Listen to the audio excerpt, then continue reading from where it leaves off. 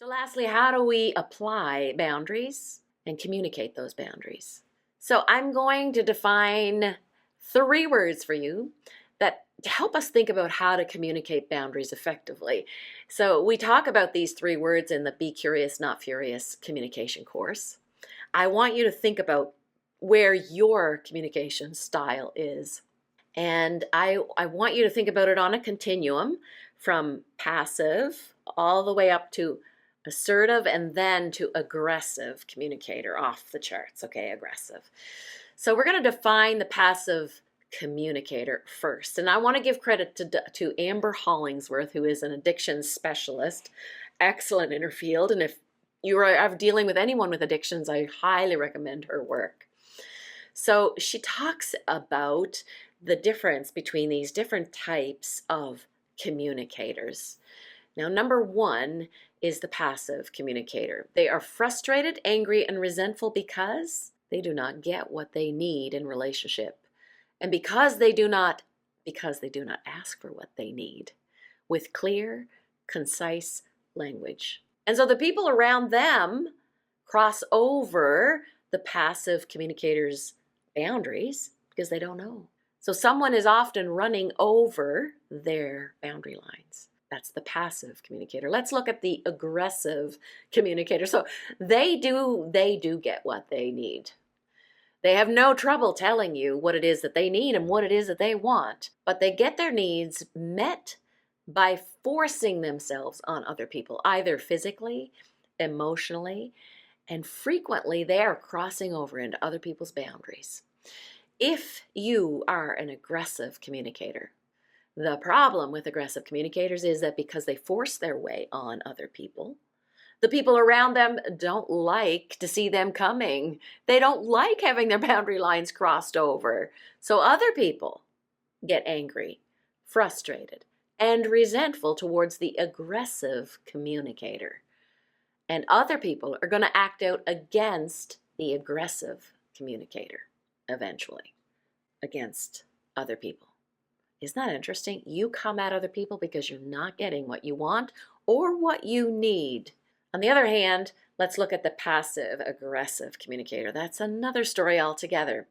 Now, if you take the problem of passive and then you take the problem of aggressive and you kind of smash them together, that's when you have a passive aggressive communicator.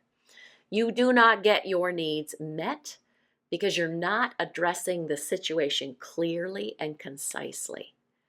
Now, in communicating what you need, you make people guess.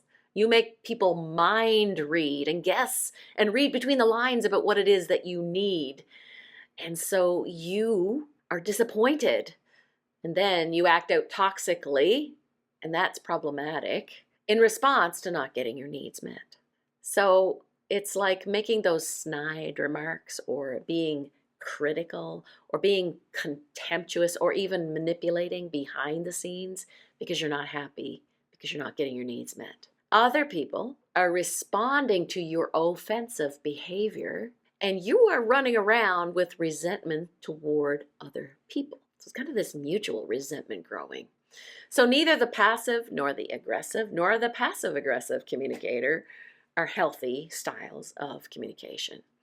But the worst of all is the passive aggressive communicator, because you're always guessing and then they can come at you kind of aggressively, and that's just frustrating and hard to live with. The healthy style of communication, this is where we want to be, okay? This is the healthy style of communication. It's the assertive communicator. Now, they get their needs met without running over everybody else's boundary lines. They get their needs met by staying in their own lane and expressing their feelings, their concerns, their desires effectively, concisely, I love that word, concisely, while still valuing the other person. Passive people, they make people guess about what they need. They do not demand what they need like the aggressive communicator. They do not manipulate for what they need like the passive aggressive. But the assertive person, they take the time to understand their inner world. Inner world. so they can communicate effectively where their boundary line is. So, where are you on that continuum from passive to then the very aggressive to then the passive aggressive or the assertive, which I would say is somewhere in the middle, the assertive communicator? What style of communication do you use? And then how do you communicate those boundaries?